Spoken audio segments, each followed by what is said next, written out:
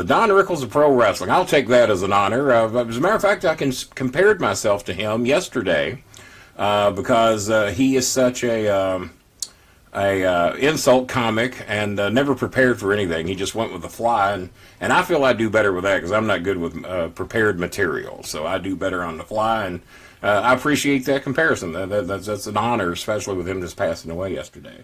Do I ever talk to Randy Orton? No. So, no, I haven't talked to Randy since the Six Flags shows.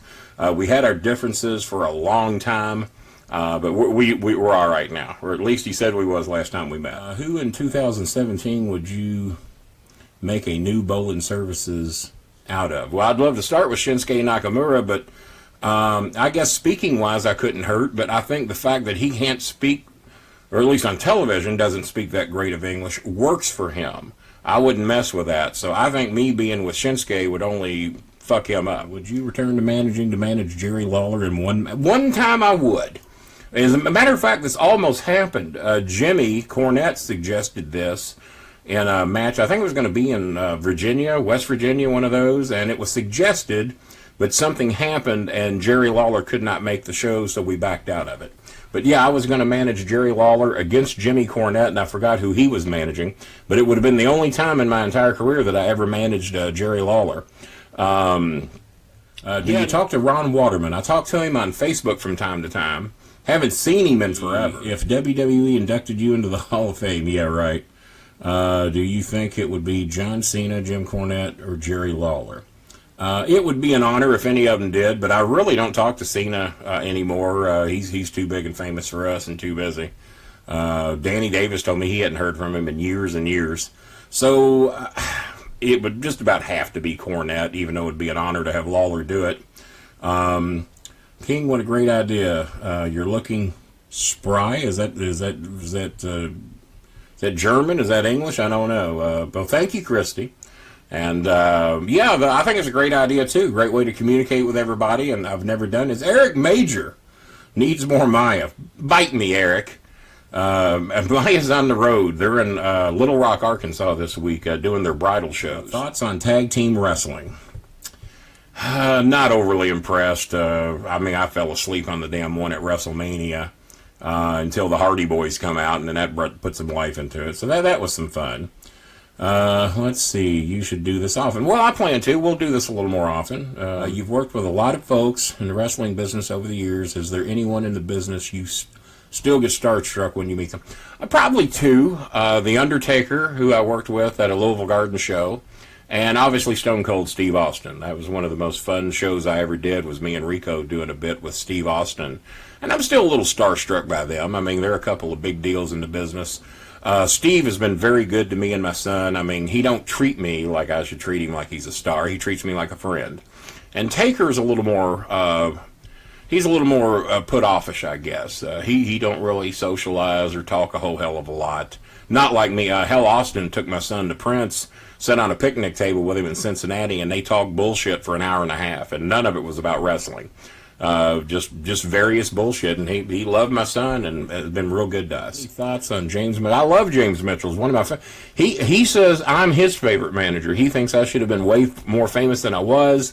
Said I was better than he was. Says I was better than Cornette, and he's told Cornette that. So he's been very complimentary to me, and he really likes me a lot, and I like him a little bit. So I guess that works out. Let's see. What's there to do in Louisville? I'm going to be there for 2.5 days. Figure it out.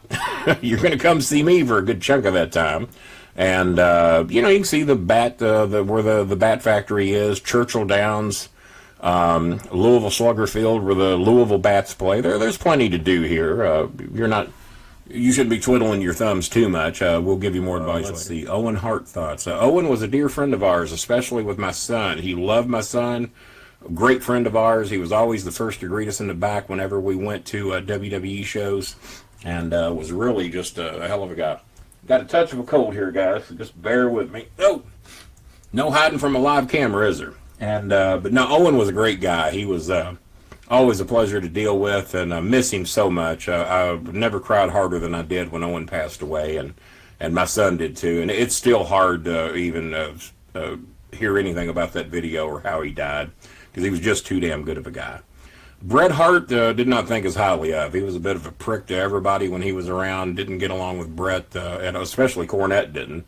I hear he's better now. Jim and Bret have worked a few shows together since then, a couple. And so I hear he's better now, but back then he was just such an ass, and so was Shawn Michaels. Do you think Brian Pillman will ever go in? I don't know. That's a hard one to call, because if he ain't in now, it makes you wonder if they're questioning that, so I don't know. Enough about the Kroger meat opportunity. I call it a meat opportunity. Cena sucks. Yeah, a lot of people say that. Any plans of any OVW returns? No. It had been talked about once, but due to something that Danny Davis and Dean Hill would not support me with concerning Rico, I'm done with them, and it takes some act of God to get me back, and I don't see that act happening. Any plans of any OVW returns? No.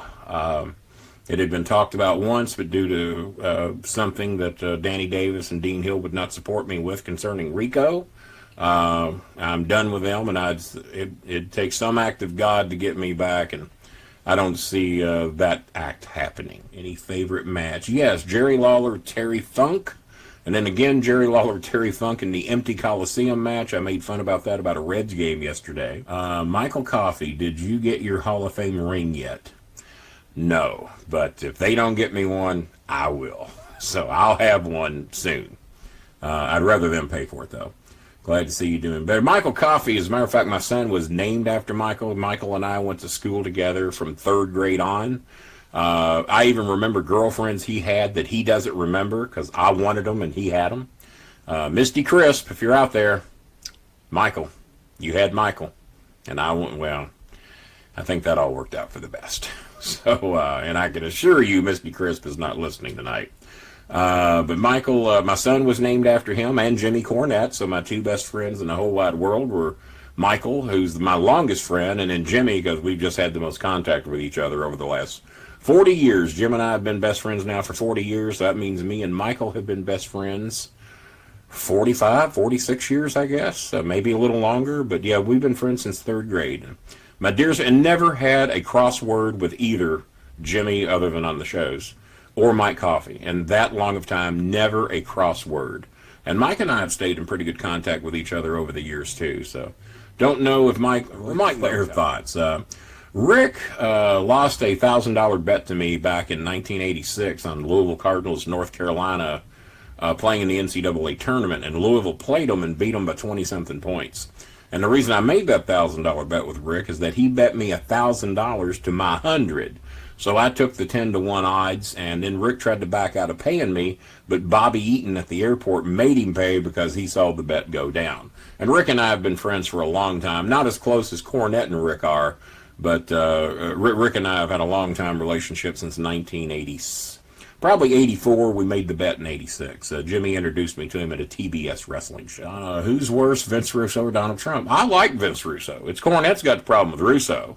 So that would easily be Donald Trump. Matter of fact, I can't think of anybody that I despise worse than Donald Trump. And that even includes some people I used to work with in the wrestling business that I hated. I wasn't the biggest fan of Bush, but I would pay George Bush's salary if he would come back and take over for Trump. If that tells you how bad I hate that fucking idiot. Who's worse, Vince Russo or Donald Trump? I like Vince Russo. It's Cornette's got the problem with Russo. So that would easily be Donald Trump. Matter of fact, I can't think of anybody that I despise worse than Donald Trump. And that even includes some people I used to work with in the wrestling business that I hated. I wasn't the biggest fan of Bush, but I would pay George Bush's salary if he would come back and take over for Trump. If that tells you how bad I hate that fucking idiot. Kitty got a kick out of what I said. Phil Stokes, when you back on the Experience? I don't know. I would think soon. I'm sure they want to talk about, a WWE Hall of Fame mentionee. There's not a lot of those around. I might be the only one. So I think he'd want me back on the show real soon. And plus his ratings, 5 of his top 6 rated shows are me. And the only show that ever beat me was Stone Cold Steve Austin. So I can deal with that.